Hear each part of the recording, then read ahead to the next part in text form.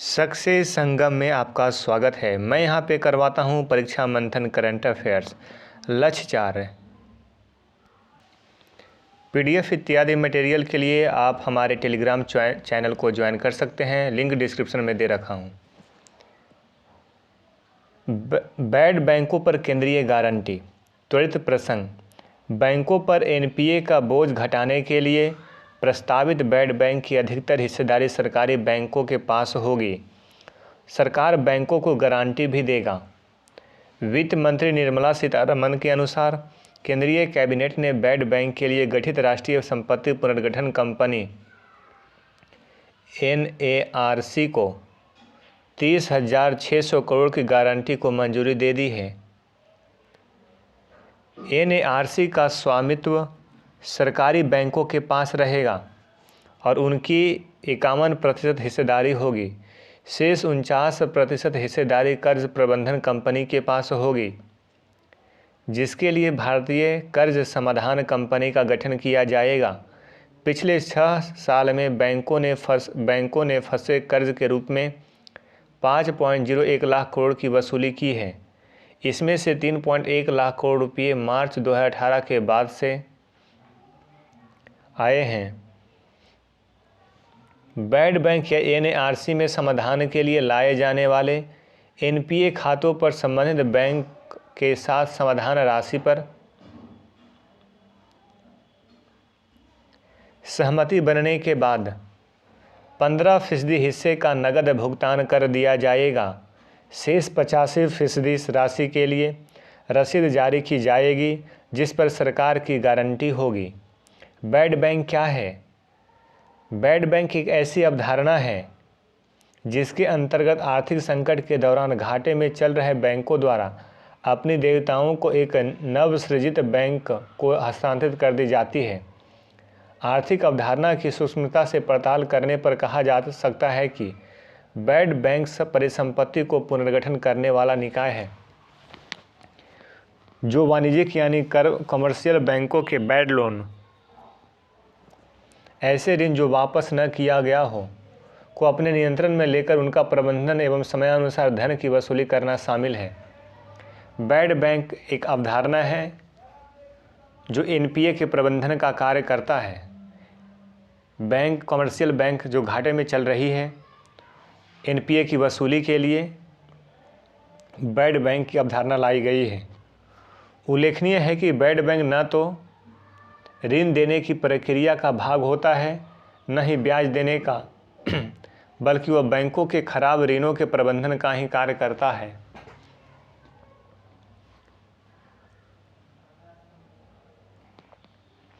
विश्व का पहला बैड बैंक। विदित हो कि अमेरिका द्वारा वर्ष 1988 में मेलोन बैंक द्वारा पहला बैड बैंक बनाया गया था। इस अवधारणा के बाद स्वीडन, फिनलैंड, फ्रांस एवं जर्मनी एवं अब भारत सहित कई देशों अपना रहे हैं बैड बैंक। भारत में इसकी जरूरत। RBI को आशंका है कि बैंकिंग क्षेत्र में महामारी के कारण NPA में वृद्धि हो सकती है, जिसके कारण बैड बैंक की आवश्यकता होगी। RBI की नवीनतम रिपोर्ट के अनुसार बैंकिंग क्षेत्र का सकल NPA सितंबर 2020 की तुलना में वर्ष 2021 में 13.5% हो सकता है। भारत में बैड बैंक की अवधारणा। भारत में सर्वप्रथम बैड बैंक की चर्चा 2017 में प्रस्तुत आर्थिक सर्वेक्षण में की गई थी। विदित हो कि बैड बैंक के आने से दूसरे बैंकों से डूबते कर्ज को वसूलने का दबाव हट जाएगा एवं बैंक अपने मूल्य कार्यों पर ध्यान केंद्रित कर पाएंगे। बैड बैंक की संरचना। राष्ट्रीय परिसंपत्ति पुनर्निर्माण कंपनी लिमिटेड एक नई बैड बैंक संरचना का हिस्सा है, जिसकी घोषणा बजट 2021 में की गई थी। NARCL को कंपनी अधिनियम के तहत नामित किया गया है और कंपनी ने एक परिसंपत्ति पुनर्निर्माण कंपनी ARC के रूप में लाइसेंस के लिए भारतीय रिजर्व बैंक के पास आवेदन किया है। NARCL की स्थापना बैंकों द्वारा फंसे कर्ज की परिसंपत्तियों को समेकित करते हुए ऋण का समाधान करने के लिए की गई है। सार्वजनिक क्षेत्र के बैंक NARCL में 51% स्वामित्व बनाए रखेंगे। NARCL विभिन्न चरणों में विभिन्न वाणिज्यिक बैंकों से लगभग 2 लाख करोड़ रुपये की दबाव वाली संपत्ति का अधिग्रहण करेगी। इंडिया डेब्ट resolution company limited IDRCL India डेब्ट रिजोल्यूशन कंपनी लिमिटेड IDRCL बाजार में तनावग्रस्त संपत्तियों को बेचने की कोशिश करेगी। IDRCL में सार्वजनिक क्षेत्र के बैंक PNB और सार्वजनिक वित्त संस्थान FII के पास अधिकतम 49% हिस्सेदारी होगी। शेष हिस्सेदारी 51% निजी क्षेत्र के ऋणदाताओं के पास होगी। NARCL IDRCL बैड बैंक की संरचना कैसे कार्य करेगा? सर्वप्रथम NARCL बैंकों से बैड लोन की खरीद करेगा। यह सहमत मूल्य एग्रीड प्राइस का 15% नगद में भुगतान करेगा। शेष 85% सुरक्षा रसीद के रूप में होगा। जब संपत्तियां बेच जाती है तो IDRCL की मदद से वाणिज्यिक बैंकों को बाकी का भुगतान किया जाएगा। यदि बैड बैंक बैड लोन को बेचने में असमर्थ है या उसके घाटे में बेचना है तो सरकारी गारंटी लागू होगी। वाणिज्यिक बैंकों को क्या मिलना चाहिए था और बैड बैंक क्या जुटाने में सक्षम था, इसके मध्य का अंतर सरकार द्वारा प्रदान किए गए 30,600 करोड़ रुपये से पूरा किया जाएगा। यह गारंटी 5 वर्ष की अवधि के लिए बढ़ाई गई है। अगला टॉपिक है पावर फाइनेंस कॉरपोरेशन को महारत्न का दर्जा। Maharatna status for Power finance Corporation. त्वरित प्रसंग 12 अक्टूबर 2021 को केंद्र सरकार ने राज्य स्वामित्व वाली पावर फाइनेंस कॉरपोरेशन PFC को महारत्न का दर्जा प्रदान किया है।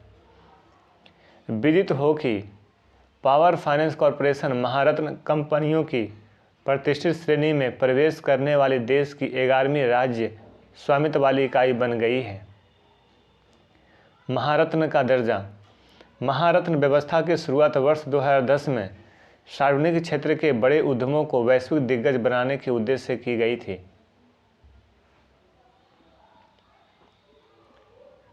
महारत्न का दर्जा उस कंपनी को दिया जाता है जिसने लगातार बीते 3 वर्षों में 5,000 करोड़ रुपये से अधिक का शुद्ध लाभ प्राप्त किया है, अथवा बीते 3 वर्षों के लिए उसका औसत वार्षिक कारोबार 25,000 करोड़ रुपये था, या फिर बीते 3 वर्षों के लिए उसका औसत वार्षिक शुद्ध मूल्य 15,000 करोड़ रुपये है। भारत की महारत्न कंपनियों की सूची। कंपनी का नाम भारत हैवी इलेक्ट्रिकल्स लिमिटेड भेल, Bharat Petroleum Corporation Limited BPCL, Coal India Limited CIL, Gas Authority of India Limited GAIL, Hindustan Petroleum Corporation Limited HPCL, Indian Oil Corporation Limited IOCL, राष्ट्रीय ताप विद्युत निगम NTPC, तेल और प्राकृतिक गैस निगम ONGC, Power Grid Corporation of India Limited PGCIL, सब ये सब महारत्न कंपनी है। Steel Authority of India Limited SAIL, Power finance Corporation PFC, ये सारे महारत्न कंपनी का नाम बताया गया है। अगला टॉपिक है वैश्विक निर्यात में बढ़ती भारत की हिस्सेदारी। त्वरित प्रसंग। भारत से निर्यात तेजी से बढ़ता हुआ दिखाई दे रहा है। वाणिज्य एवं उद्योग मंत्रालय की ओर से 2 सितंबर को जारी आंकड़ों के मुताबिक अगस्त 2021 में भारत से उत्पादों का निर्यात 33.14 अरब डॉलर रहा है, जो पिछले साल 2020 की समान अवधि की तुलना में 45.17% अधिक है। मुख्य बिंदु। चालू वित्त वर्ष 2021-22 में अप्रैल अगस्त के 5 महीनों के दौरान भारत का निर्यात 163.67 अरब डॉलर रहा है, जो एक साल पहले की समान अवधि की तुलना में 66.92% अधिक है, तथा 2019 की समान अवधि की तुलना में 22.93% अधिक है। निर्यात की इस तेज वृद्धि के कारण भारत चालू वित्त वर्ष में अपने 400 अरब डॉलर के निर्यात लक्ष्य का करीब 41% मुट्ठी में कर चुका है। लगातार 5 महीने से निर्यात में बढ़ोतरी न सिर्फ बेहतर अर्थव्यवस्था का संकेत दे रही है, अपितु यह निर्यात में स्थिरता का भी प्रतीक है। पेट्रोलियम उत्पादन, इंजीनियरिंग के समान फर्म और रत्न व आभूषण क्षेत्र में मांग ज़्यादा होने की वजह से निर्यात में बड़ी तेजी आई है। गौरतलब है कि सरकार द्वारा मेक इन इंडिया को बढ़ावा देने के लिए उत्पादन आधारित प्रोत्साहन PLI योजना देश से निर्यात बढ़ने लगे हैं। उदाहरण के लिए 1 साल पहले देश $8 अरब मूल्य के मोबाइल फ़ोन का आयात करता था, अब $3 अरब के मोबाइल फ़ोन का निर्यात कर रहा है। पिछले वित्त वर्ष 2020-21 के दौरान देश से $41.25 अरब मूल्य के कृषि एवं संबंध उत्पादों का निर्यात किया गया है। यह साल भर पहले की इसी अवधि के $35.15 अरब मूल्य की तुलना में 17.34% ज़्यादा रहा है। भारत से अनाज, गैर बासमती चावल, गेहूं, बाजरा, मक्का और अन्य मोटे अनाज के निर्यात में भारी वृद्धि देखी गई है। हमारे कृषि उत्पादों के बड़े बाजारों में अमेरिका, चीन, बांग्लादेश, UAE, वियतनाम, सऊदी अरब, इंडोनेशिया, नेपाल, ईरान और मलेशिया शामिल है। निर्यात की संभावनाएं बढ़ रही है, लेकिन विश्व व्यापार संगठन की रिपोर्ट के मुताबिक वैश्विक निर्यात में अभी भारत की स्थिति कमज़ोर बनी हुई है। कुल वैश्विक निर्यात में भारत की हिस्सेदारी 2% से भी कम है। निर्यात की प्रचुर संभावनाओं को मुट्ठी में करने के लिए कई बातों पर ध्यान देना होगा। गुणवत्तापूर्ण और वैश्विक स्तर के घरेलू विनिर्माण को बढ़ाना होगा। केंद्र व राज्य सरकारों द्वारा निर्यातकों के लिए समन्वित रूप से काम करना होगा। निर्यात बढ़ाने के लिए निजी क्षेत्र के ऋण अनुपात को बढ़ाना होगा। निजी क्षेत्र के लिए घरेलू ऋण GDP के प्रतिशत के रूप में 50% है, जबकि चीन में यह भारत की तुलना में करीब 3 गुना है। उद्योगों के लिए बिजली की लागत में कमी तथा श्रम कानून व अन्य बाधाओं दूर करने की जरूरत है। यह भी जरूरी है कि सरकार द्वारा यूरोपीय संघ, ऑस्ट्रेलिया, ब्रिटेन और संयुक्त अरब अमीरात आदि देशों के साथ FTA की बातचीत को शीघ्रतापूर्वक अंतिम रूप दिया जाना चाहिए। इससे देश के निर्यात में तेजी वृद्धि होगी। अगला टॉपिक है पेंडोरा पेपर्स लीक। ठीक है, अक्टूबर 2021 में पेंडोरा पेपर्स में 300 से अधिक भारतीय का नाम शामिल है, जिनमें 60 से अधिक प्रमुख हस्तियां हैं। पेंडोरा पेपर्स लीक हुआ है, इसमें 300 भारतीय का नाम आया है और 60 से अधिक प्रमुख हस्तियां भी इसमें शामिल हैं। मनी लॉन्ड्रिंग का मामला है। चलिए पेंडोरा पेपर्स में देखते हैं आगे। मुख्य बिंदु, विदित हो कि पेंडोरा पेपर्स 14 वैश्विक कॉर्पोरेट सेवा फर्मों की 11.9 मिलियन लीक फाइलें हैं। 11.9 मिलियन लीक फाइलें, जिसमें लगभग 29,000 ऑफ द सेल्फ कंपनी और निजी ट्रस्टों की स्थापना की गई थी। ट्रस्ट को एक प्रत्ययी अव्यवस्था के रूप में वर्णित किया जा सकता है, जहां एक तृतीय पद जिससे ट्रस्टी के रूप में संदर्भित किया जाता है और वह व्यक्ति या संगठनों की ओर से संपत्ति धारित करता है। मतलब किसी दूसरे के नाम पर, किसी ट्रस्ट के नाम पर ट्रस्ट बना करके और उसमें पैसा, उसके माध्यम से पैसा को कर चोरी की प्रक्रिया करता है, काले धन से बचता है। ठीक है, पेंडोरा पेपर्स लीक क्या है? International consortium of investigative journalist ICIJ, याद रखिएगा, international consortium of investigative journalist ICIJ media consortium द्वारा जांच की गई रिपोर्ट के अनुसार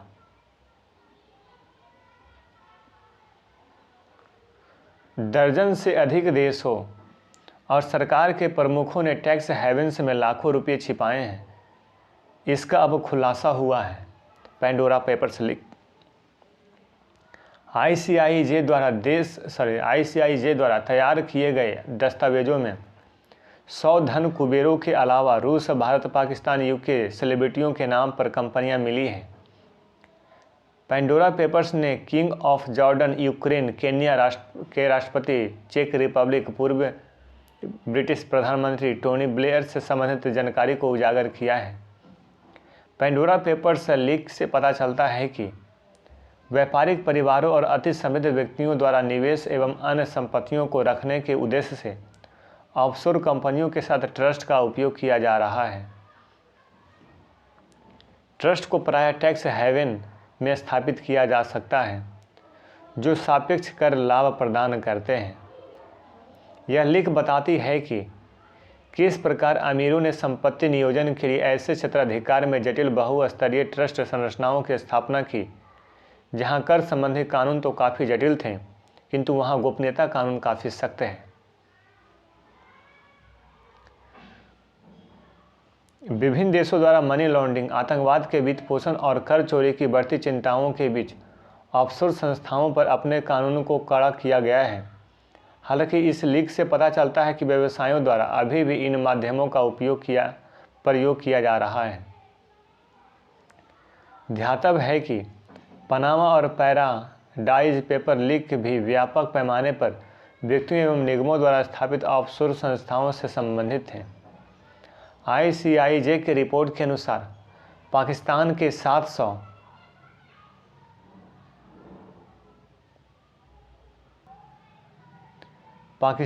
700 लोगों के नाम सामने आए हैं।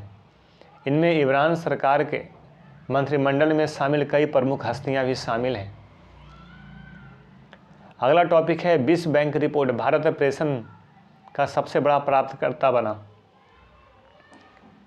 विश्व बैंक की नवीनतम रिपोर्ट विश्व बैंक के प्रेषण मूल्य विश्वव्यापी डेटाबेस के अनुसार भारत 2021 में $87 बिलियन प्राप्त करके प्रेषण की दुनिया का सबसे बड़ा प्राप्तकर्ता बन गया है। उल्लेखनीय है कि संयुक्त राज्य अमेरिका इसका सबसे बड़ा स्रोत था जो इन निधियों के 20% से अधिक के लिए अकेले जिम्मेदार है। विश्व बैंक के अनुसार वर्ष 2021 में निम्न एवं मध्यम आय वाले देशों की तरफ से 7.3% की वृद्धि अनुमानित है, जिससे इन देशों की तरफ प्रेषण की सकल राशि बढ़कर $589 बिलियन तक पहुंच जाएगी। उल्लेखनीय है कि भारत के बाद सबसे अधिक प्रेषण प्राप्तकर्ता देश क्रमशः चीन, मैक्सिको, फिलीपींस और मिस्र हैं।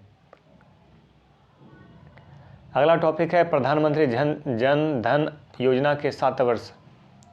वित्त मंत्रालय के अनुसार प्रधानमंत्री जन धन योजना के तहत बैंक खातों की संख्या बढ़ाकर 43 करोड़ हो गई है, जिसमें कुल 1.46 लाख करोड़ रुपये जमा हैं। प्रमुख बिंदु PMJDY ने क्रियान्वयन के 7 साल पूरे किए हैं। इस योजना की घोषणा प्रधानमंत्री नरेंद्र मोदी ने 15 अगस्त 2014 को स्वतंत्रता दिवस के संबोधन में की थी और इसे 28 अगस्त को वित्तीय समावेशन लाने के उद्देश्य से लॉन्च किया गया था। 15 अगस्त को घोषणा किया गया था, 28 अगस्त को लॉन्च किया था। इस योजना को यह सुनिश्चित करने के लिए शुरू किया गया था कि लोगों की बैंकिंग, क्रेडिट, बीमा, प्रेषण और पेंशन जैसी वित्तीय सेवाओं तक सस्ती तरीके से पहुंच हो। PMJDY के मुख्य स्तंभ क्या हैं? बैंकिंग से अछूतों लोगों को बैंकिंग का लाभ पहुंचाना, असुरक्षित को सुरक्षित करना, अनफंडेड को फंडिंग देना। उपलब्धियां देखिए PMJDY का। 18 अगस्त 2021 तक कुल PMJDY खातों की संख्या 43.04 करोड़ है। इसमें से 23.87 करोड़ खाता धारक महिलाएं हैं। ग्रामीण और अर्ध शहरी क्षेत्रों में 66.69, 28.70 करोड़ खाता धारक शामिल हैं। कुल 43.04 करोड़ खातों में से 36.86 करोड़ खातों सक्रिय हैं, जबकि प्रति खाता औसत जमा 3,398 रुपया है। औसत जमा में वृद्धि खातों के बढ़ते उपयोग और उनमें बचत की आदत को भी दर्शाती है। इस योजना के तहत खाता धारकों को जारी कुल रुपए कार्ड भी बढ़कर 31.23 करोड़ हो गए हैं। प्रधानमंत्री गरीब कल्याण पैकेज के तहत कुल 30,945 करोड़ रुपये कोविड लॉकडाउन के दौरान महिलाएं PMJDY खाता धारकों के खातों में जमा किए गए हैं।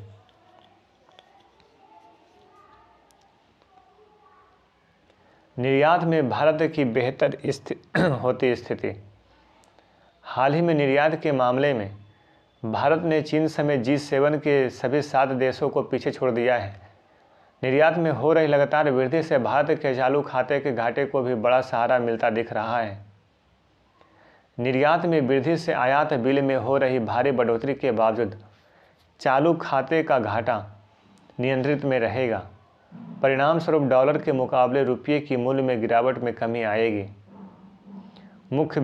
प्रमुख बिंदु G7 में America, Britain, Japan, Canada, Italy, France व जर्मनी शामिल है और ये सभी दुनिया के विकसित देशों में हैं। हालांकि वर्ष 2021 में जनवरी-जुलाई के निर्यात में पिछले साल की समान अवधि के मुकाबले होने वाले बढ़ोतरी दर में भारत इन 7 विकसित देशों से काफ़ी आगे निकल गया है। MyGov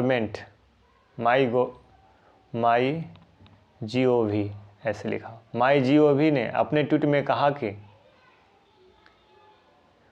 विश्व व्यापार संगठन WTO से जारी आंकड़ों के मुताबिक इस साल जनवरी-जुलाई में भारतीय वस्तुओं के निर्यात में 47% की वृद्धि हुई है। इस साल जनवरी-जुलाई में G7 देशों में इटली के निर्यात में सबसे अधिक 33% की बढ़ोतरी रही है। कनाडा के निर्यात में इस अवधि में 32% का इजाफा रहा है। वहीं इस अवधि में फ्रांस के निर्यात में 27%, जर्मनी के निर्यात में 26%, तो जापान के निर्यात में 25%, अमेरिका के निर्यात में 24%, तो ब्रिटेन के निर्यात में 20% की बढ़ोतरी रही है। WTO की रिपोर्ट के मुताबिक इस साल जनवरी-जुलाई में चीन के निर्यात में पिछले साल की समान अवधि के मुकाबले 34% का इजाफा रहा है। उल्लेखनीय है कि वित्त वर्ष 2013 में चालू खाते का घाटा GDP के 4.8% के साथ अपने उच्चतम स्तर पर पहुंच गया था। अगला टॉपिक है टिप्पणियाँ। चलिए स्टार्ट करते हैं। Silver ETF। भारतीय प्रतिभूति एवं विनिमय बोर्ड सेबी द्वारा सिल्वर एक्सचेंज ट्रेडेड फंडों ETF को शुरू करने की अनुमति दिए जाने के कदम को घरेलू म्यूचुअल फंडों के लिए परिसंपत्ति आकर्षित करने के लिए बड़े अवसर के तौर पर देखा जा रहा है। Silver ETF exchange traded fund ETF exchange traded fund उद्योग के कारोबारियों का मानना है कि स्थानीय निवेशकों में बढ़ते आकर्षण को देखते हुए सिल्वर ETF में भी गोल्ड ETF की तरह लोकप्रिय होने की संभावना है। सिल्वर ETF की पेशकश से स्टॉक एक्सचेंजों के जरिए जिंसों में निवेश के विकल्प बढ़ेंगे। इससे निवेशकों के लिए प्रतिभूति बाजार का दायरा बढ़ेगा। टॉपिक है क्रिप्टो करेंसी। जुलाई 2021 में अल सल्वाडोर विश्व का पहला देश बन गया है जिसने क्रिप्टो करेंसी बिटकॉइन को कानूनी मान्यता प्रदान की है। अल सल्वाडोर बिटकॉइन को कानूनी मान्यता प्रदान किया है। उल्लेखनीय है कि क्रिप्टो करेंसी एक प्रकार की डिजिटल करेंसी मुद्रा होती है जिसमें लेन देन की संबंधित सभी जानकारियों को कूटबद्ध इनक्रिप्ट तरीके से विकेंद्रीकृत डेटाबेस में सुरक्षित रखा जाता है। ध्यातव्य है कि वर्तमान में विश्व भर में 1500 से अधिक ज़्यादा क्रिप्टो करेंसी प्रचलित हैं। उदाहरण के रूप में लिब्रा, बिटकॉइन एंड एथेरियम। अगला टॉपिक है यूफिल। हाल ही में Bharat Petroleum Corporation Limited BPCL ने पेट्रोलियम और प्राकृतिक गैस मंत्रालय के अंतर्गत यूफिल एक डिजिटल ग्राहक सेवा शुरू करने की घोषणा की है। किसने करने की घोषणा की है? BPCL ने। यूफिल सेवा ये डिजिटल ग्राहक सेवा है। विदित हो कि यूफिल प्रस्ताव को भारत के 65 शहरों में लॉन्च किया गया है और जल्द ही इसे पूरे देश में लॉन्च किया जाएगा। यह प्रौद्योगिकी ग्राहक के लिए ईंधन भरने पर नियंत्रित के साथ साथ डिजिटल पूर्व भुगतान सुविधा प्रदान करती है। iSprint 21 अंतर्राष्ट्रीय वित्तीय सेवा प्राधिकरण IFSC ने वैश्विक फिनटेक हैकाथॉन श्रृंखला iSprint 21 लॉन्च किया है। यह श्रृंखला बैंकिंग क्षेत्र के लिए फिनटेक पर केंद्रीकृत है। इस हैकाथॉन की कीमत 24 लाख रुपये है। स्प्रिंट 01 बैंकटेक को अंतर्राष्ट्रीय वित्तीय सेवा केंद्र प्राधिकरण ISCA और गिफ्ट सिटी द्वारा नीति आयोग के सहयोग से संयुक्त रूप से होस्ट किया गया है। यह हैकाथॉन वर्चुअल संचालित की जाएगी और दुनिया भर से पात्र फिनटेक के लिए खुला होगा। IFSCA भारत में अंतर्राष्ट्रीय वित्तीय सेवा केंद्रों में वित्तीय उत्पादों, वित्तीय सेवाओं और वित्तीय संस्थानों के विकास और विनियमन के लिए एक एकीकृत प्राधिकरण है। अगला टॉपिक है बाय नाउ पे लेटर। अपने उत्पादों के बिक्री हेतु अब ई-कॉमर्स कंपनियां बाय नाउ पे लेटर की सुविधा दे रही है। इसके तहत कंपनी खरीदारी के लिए कर्ज देती है। यह सुविधा उन लोगों के लिए फ़ायदेमंद है जिनके पास क्रेडिट कार्ड नहीं है और उन्हें अचानक कोई वस्तु खरीदनी है। आमतौर पर इससे खरीदारी लिमिट 1000 से लेकर 25,000 रुपये तक मिलती है। कुछ कंपनियां 60,000 या 1 लाख रुपये तक लिमिट मुहैया कराती है। बाय नाउ पे लेटर। इस ब्याज मुक्त कर्ज सुविधा के लिए आप कोई भी सामान खरीद कर उसका भुगतान कुछ दिनों बाद कर सकते हैं। समय पर भुगतान नहीं करने पर बकाया राशि पर 24% तक ब्याज के साथ जुर्माना देना पड़ सकता है। क्रेडिट स्कोर पर भी बुरा असर पड़ता है।